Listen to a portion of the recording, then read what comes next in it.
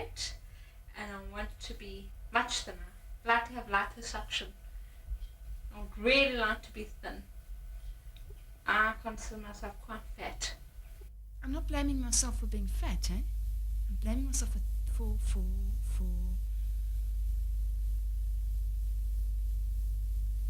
not just losing it, you know. It's like leaving it behind me. Like I've left a million difficult things behind me.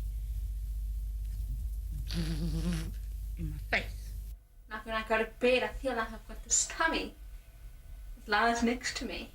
I hate it. I hate having this little tummy. I mean, my dog's lying on my tummy now and it feels huge. There. Well, I've been bulimic since I was 15 and I'm 21 now. And I've also had a bit of an anorexia stage. I used to go to like railway stations. They have those, you know, toilets. I used to go and buy lang chow and sit in the toilet, chow and then puke. The lengths that people go to in the service of their illness can be actually horrific to people who really don't understand. These illnesses are characterized by an extreme desperation to either get rid of the food or to avoid eating or to get the food in the case of a compulsive eater. And it's almost like somebody who's dependent on drugs or on alcohol needing that kind of fix.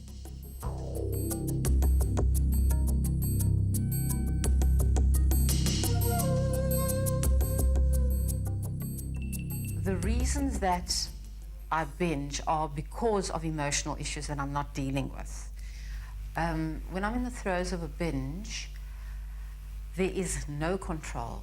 I go totally unconscious. It's like there's a driving force within me that just drives me to eat and eat and eat. And I don't want to eat like that, but I just cannot stop. And it's the most terrifying thing that anybody can experience.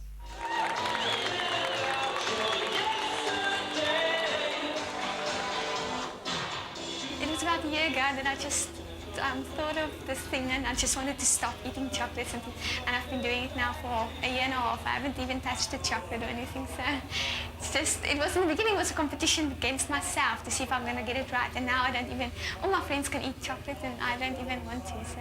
We'll go through to the finals, the live broadcast on TV1, 21st of July. I know somebody in my area. She was wearing size 34. Now she's wearing size 28. You can imagine. The other one was wearing size 42. She's at 36 now. I have tried every single slimming method that there is. I've had injections. I've starved myself. I've taken diet pills. I've been to the regular diet clubs.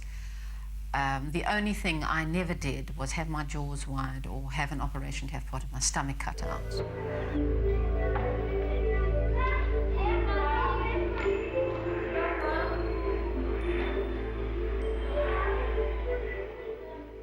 We're in boarding school now. I can look outside, I can see the quad. I'm sitting at my desk, I'm supposed to be doing prep. The little bell's gone. My friends are sitting around me doing prep. You know what they're doing? They're passing notes about the latest diets. Halfway through that year, one has to go home, one has to be hospitalized, and the other one's trying to eat tapeworm from the biology lab. I don't think my figure's nice. They should be here any second. Ding, ding. Like sometimes I go on diet. Hi. Sometimes I don't eat chocolates or sweets and fruit. Sometimes I eat fruit when I go on the diets. I think that those of us who've been associated with these eating disorders have really come to believe that it's multifactorial. There are definitely psychological and personality factors. There are also family factors, and there are cultural factors. And at a particular point in time, it's the interaction and the impinging of these factors which might result in a girl, and I say a girl because less than 5% of boys developing one or other of these eating disorders. The essence of masculinity is equalled with substance, size, and strength, whereas the essence of femininity is symbolized by slenderness and frailty.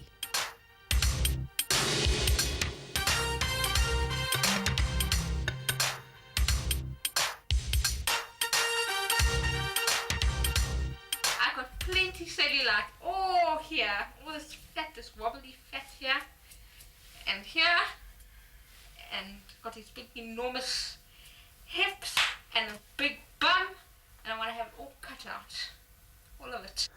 Modern life is fragmented into all sorts of things, like, for instance, your meals, and your meals are broken down into calories. And, for instance, women's lives are controlled into adolescent, and then you're reproductive, and then you're old. And for each of these stages, certain norms and values prevail. These are pressures that I think are put out to women on a daily basis. Every time you watch a film, every time you open a women magazine, you're confronted with these figures that are really abnormal in many ways. It's very hard for the average person on the street to adhere to the shape and size of these people who are portrayed to be the ideal woman in magazines. The pressure on the girls themselves is that they have to maintain their weight. First of all, that's probably one of the most important things. They have to maintain, according to their height, say a girl of 1,7 or 1,7, rather use a girl of 1,73, she should at least be 53 kilograms, and she should stick to that, try and stick to it. And that's a lot of pressure on a girl to, you know how girls binge and carry on. So that's important. They must realize that they must be very disciplined, and I find that very hard with the girls. They tend to pick up weight so quickly. Then they get totally depressed, and it takes the wrong booking agent just to say to the girl, listen, you're so fat, you need to lose 5 kilograms. That girl can become anorexic. It is ironic that while we are theoretically freer to explore new realms, our sense of self is restricted to how thin we are.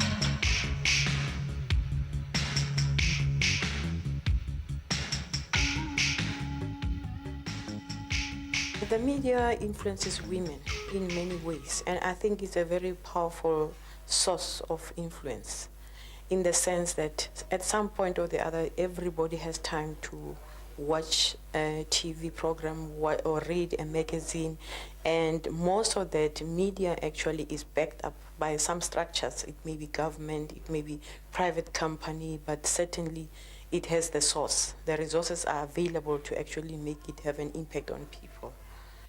If you page through any standard women's magazine, it offers you quite a good map of the kinds of roles that women are supposed to perform. So a woman is supposed to be constantly buying food, cooking food, feeding people, children, husbands, partners. And then other sections of the magazine, one is presented with these incredibly slim, pared away bodies of models, and with advertisements for slimming potions and for diets. Now, that is almost schizophrenic. A woman has both got to be the producer, the feeder, but on the other hand, she must not herself eat. We are being judged by how much food we eat as to what kind of human beings we are. It's got nothing to do with what kind of how much food we eat if we're decent human beings. But that is how the world is judging us. This is what the media is teaching us. This whole warped idea of what being a good, nice, clean, decent, successful human being is all about. The negative side of the media for me is the fact that as a teenager, I was aspiring to role models that didn't even look like me. I mean, all the models were white. And I mean, in South Africa, all the magazines had white models who were blonde and blue-eyed, or the odd brunette one that you think, oh, I look almost similar to her. But somehow you aspire to things that you aren't, and that you can't ever be as well. I mean, I could never be as white as her. I could never look like that. I think it's a very common misapprehension about the effect that magazines have on women's lives. The kind of woman who is going to be affected adversely by an image in a magazine is in deep psychological trouble already. The 5 symbolic fat words are pig, lazy, ugly, fat. Fat has its own symbolic word, which is fat. Clearly, if we look at women as a whole worldwide, we have an enormous variety of occupations, skin color, body shapes, roles that women have to perform. So it must be very oppressive, very restrictive for women to have to look at these repetitive images of a very specific female type. There is no one image of woman or no one image of beauty. If we think about the way that women's magazines strategize, what you have is editorial content in the magazines which I see as distinctly undermining women's confidence, whether this is their conscious intention or not, and advertisers and editors always deny this. The impact on women must be to undermine their confidence. You have problem pages, problem emotions. Women always have problems in their relationships. You have every area of the body is a problem. Problem skin, problem hair, the problem figure. You really don't see advertising copy any longer, which seems to try to suggest to people that there's something wrong with them if they don't do something or other. I think advertising is advertising. So whether it's an advertisement for cigarettes, for stockings, for a new diet, or for clothing, this is a constant message that's put forward through advertising agencies, portraying the female body to look in a certain way, and therefore influencing those who read, watch and see.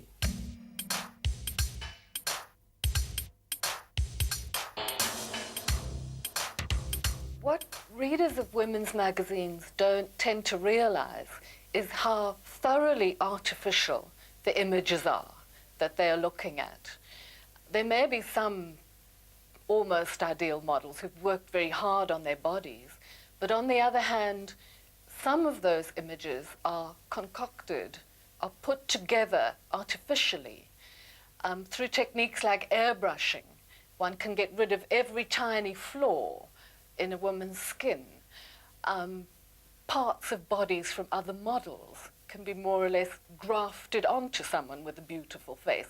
So you could, in the end, have an almost cybernetic, artificial, computer-generated perfect woman. I'd like to have a body transplant all over. Come up with these long legs, thin stomach, nice long hair, and never have to worry about what I eat.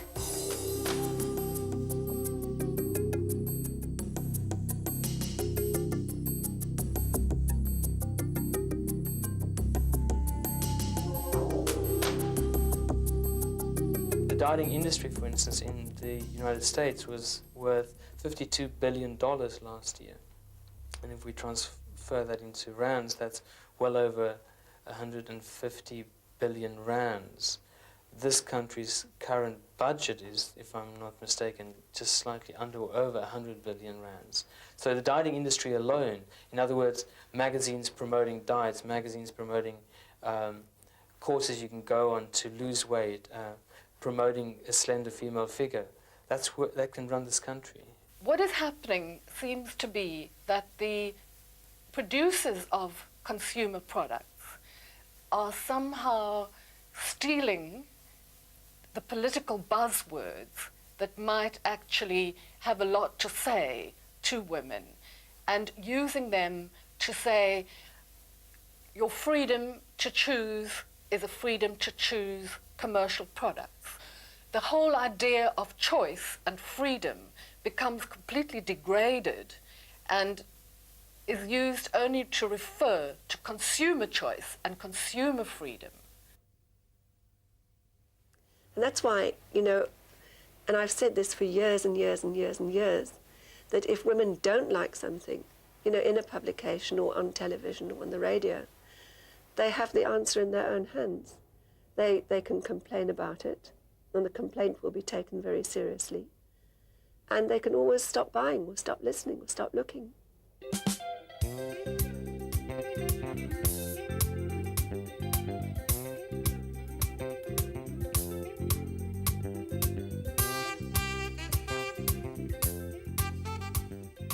Television watching is really increasing, and well, the major problem is that people believe so much in everything that they won't question. It is just accepted that what is being said on TV is true, and they just start practicing whatever is being viewed on TV. For black women, the consumption of media means consuming images of white women, or if they are black, images of Afro-American women. And Afro-American women are first world. We are not talking indigenous African.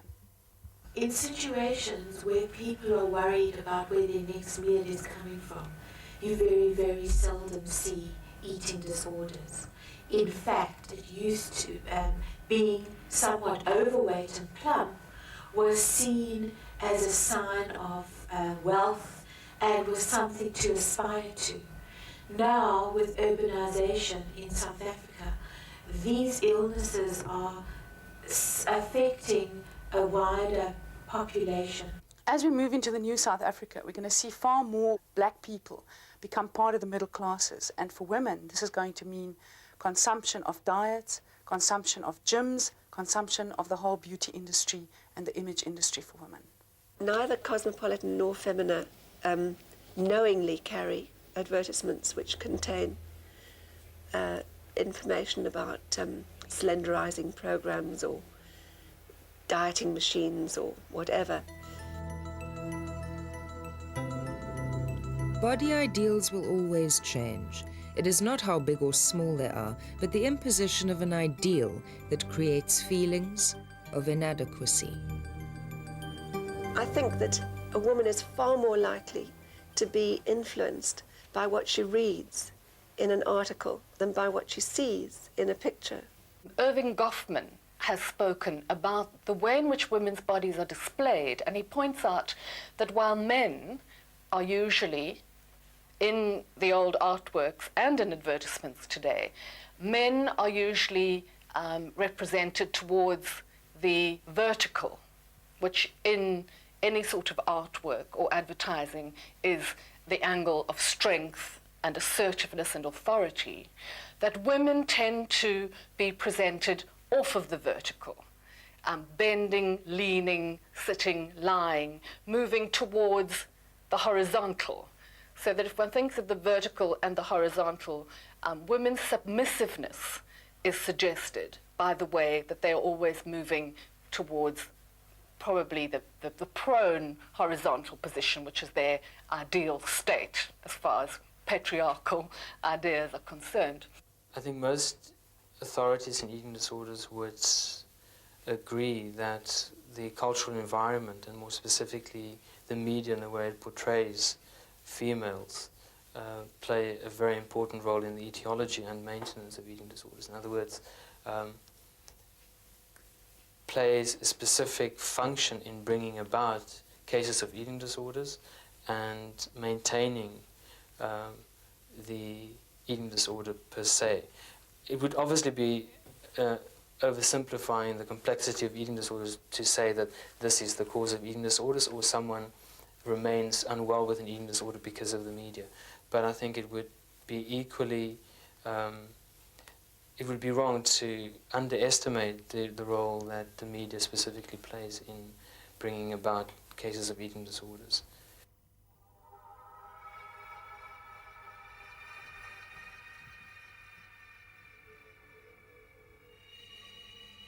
If the ideal body image is a sign of the times, What is the body image of the 90s saying to us? I think bulimia affects your health in a certain sense of the way. Like your teeth may go yellow or something and slowly but surely fall out. They say your hair starts falling out. You know, you get like blotches on your skin, but it starts on your face. It destroys your body. Food is the drug of my choice. If somebody is an alcoholic or a drug addict, the only way they can stop their addiction is to totally abstain. Now, compulsive overeaters cannot totally abstain. We have to eat to live. You get sick and tired after a while, getting sick. Sometimes you get so bad that you don't have to put your finger down your throat anymore. But then after that, it gets even worse. It gets so bad you can put on about 20 Ks on a binge and you won't be able to puke. You'll have to force yourself because it starts getting thicker and thicker and thicker, and it starts blocking from your stomach up to your throat into your mouth. And then you start bleeding. You don't puke food anymore. No, that's gone. You eat it. The acid's so strong. It just takes everything and chows it. You start puking blood, and that's bad. I'd really like to have anorexia for about 6 weeks, but I wouldn't like to have everything that comes with it. That's the only problem. I don't want to go to hospital, and I want to have my periods, and I want to have a normal life, but I want to have anorexia for 6 weeks so I can get thin quickly. I want to be thin. That's all. Even the most beautiful women, in fact, especially the most beautiful women, are still unhappy with their bodies. They will always say, another half a kilo here, or this should be bigger, or that should be smaller. When one looks at them, and, from your point of view, they look absolutely perfect.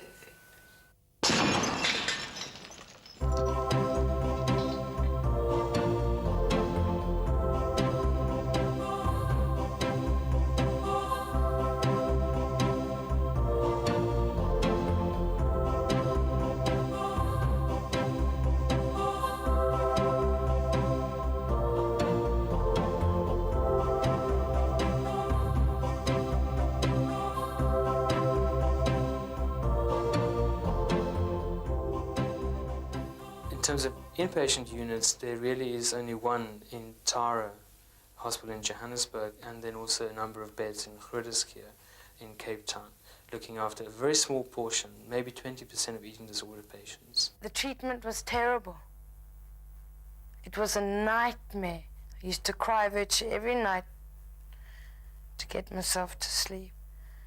I mean, they put me in a room with a bed and a mattress. Nothing else, and locked all my stuff away. And I had to earn it.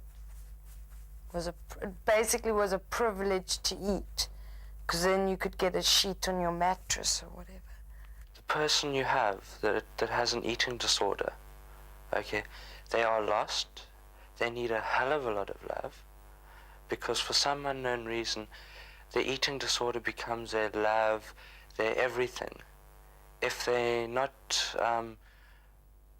eating or binging or whatever, they just can't cope.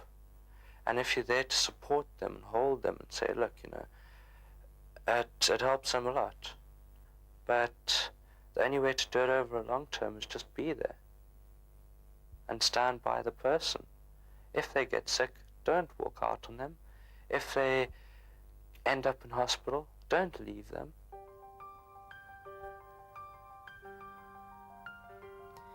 Apart from hospital programs and clinics, individual or group therapy, there are various other support groups, such as the Anorexic and Bulimic Family Support Group, as well as Overeaters Anonymous.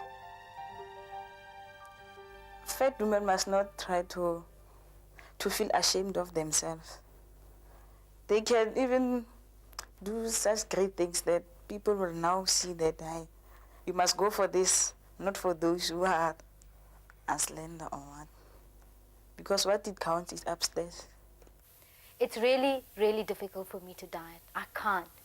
I don't have any kind of willpower, and I love food. I mean, I've always had this wonderful relationship with food.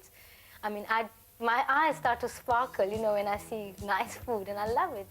So I think that's an important healing point for me, the fact that I've realized that there are more important things. People must like me for who I am, and it doesn't matter if I'm fat or thin, and it really doesn't.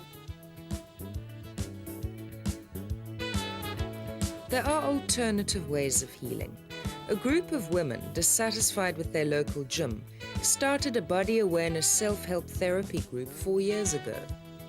When I started the group, I had been a feminist for approximately 20 years. And I knew all the theories, I knew all the arguments, but I still had not managed to actually integrate them into my own life. And with the group, with the support and the commitment of the group, the fact that we weren't judgmental of each other meant that we could actually start working on those issues and start really untangling the issues of control. Your self-worth is really manifested in so many other ways, of how you handle relationships with others, what you can do for others, what you mean to other people, what you do at work, and with what sort of dedication you do it. It's really far more important.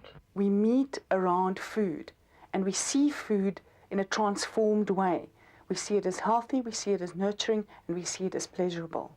So our relationship with food has changed radically. We don't feel guilty about it, we don't feel guilty about enjoying food.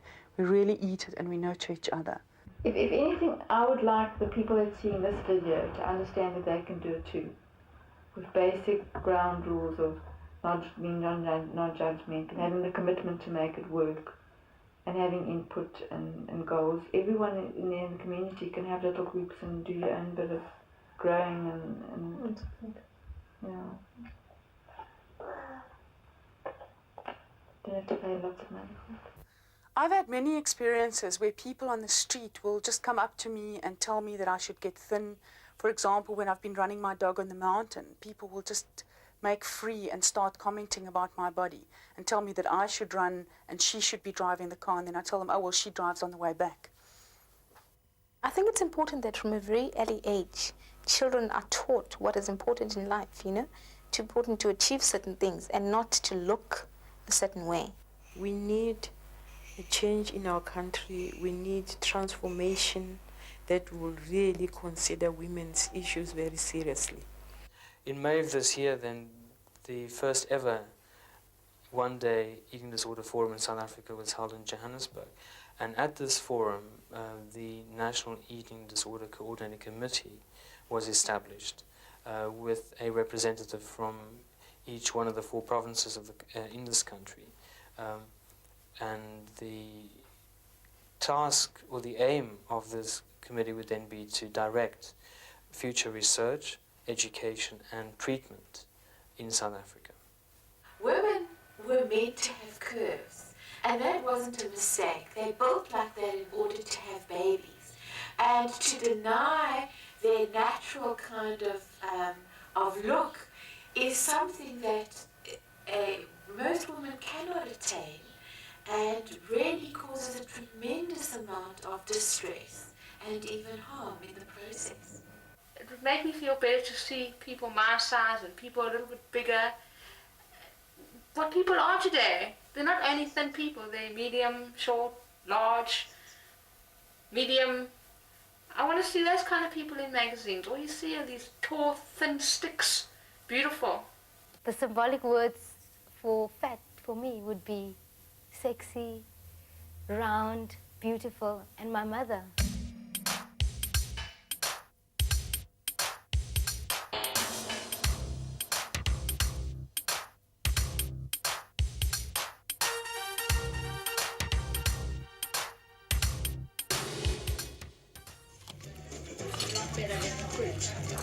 Oh, sure.